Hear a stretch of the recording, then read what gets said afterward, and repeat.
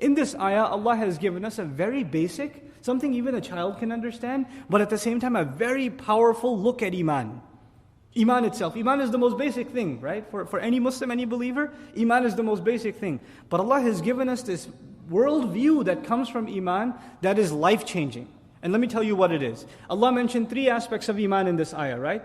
He mentioned, Man amana billahi wal yawmil akhiri wa amila salihan. These were the 3 things that were mentioned to be successful in the next life. La khawfun alayhim wa la hum yahzanun.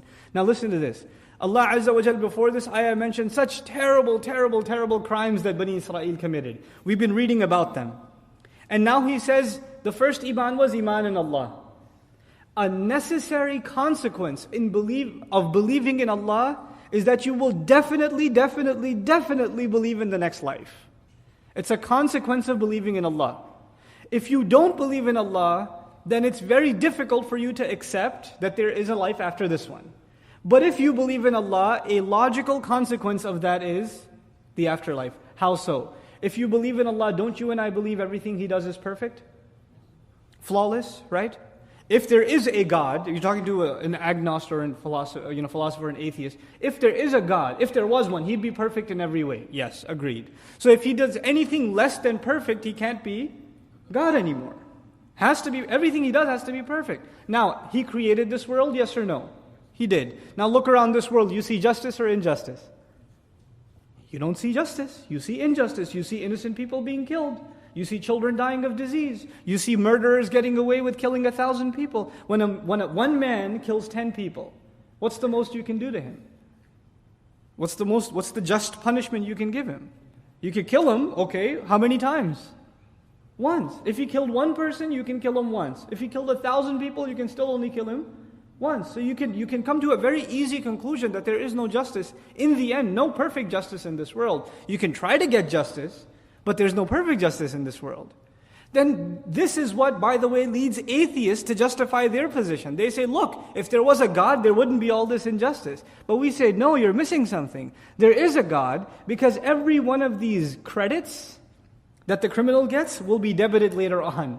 And every one of these debits will be credited later on. No crime went unnoticed. Nothing is off record. Everything is being kept track of. And anything that you suffered here that you didn't get compensated for, you will get paid for it. What is that thing called? It's called the last day. In other words, if you don't believe in a last day, then you can no longer accept Allah as just. Allah's justice necessitates that you believe in the last day. You understand? So the two are logically connected. Now, if you do believe in a last day, wouldn't you want to be successful on that last day? And you've accepted that on that last day you will be judged by Allah. So wouldn't you want to act righteously? Right? So first came the belief in Allah. A logical consequence of that is believing in the last day. And if you've come to the realization that there is a last day, then what are you going to fix? Your deeds. Such a powerful reality captured in just 3 phrases. Man amana billahi wal yawmil akhiri wa amila salihan. And this is the mentality of the believer inside these words. And all of this is connected. Now the reverse of this is also true. If you don't see yourself doing a lot of good deeds, what's weak? Belief in the akhirah is weak.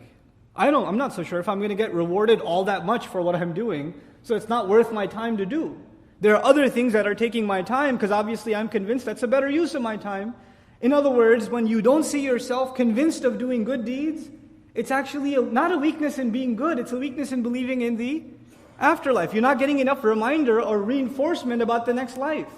But if the belief in the next life is weak, what does that lead to? Belief in Allah being weak.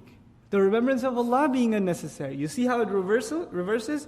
So good deeds, the more you do them, the more it fortifies your belief in the next life. And the more you fortify your belief in the next life, the more your expectation from Allah increases. Your belief in Allah increases. And the reverse is also true. So this amazing formula has been given that has been timeless.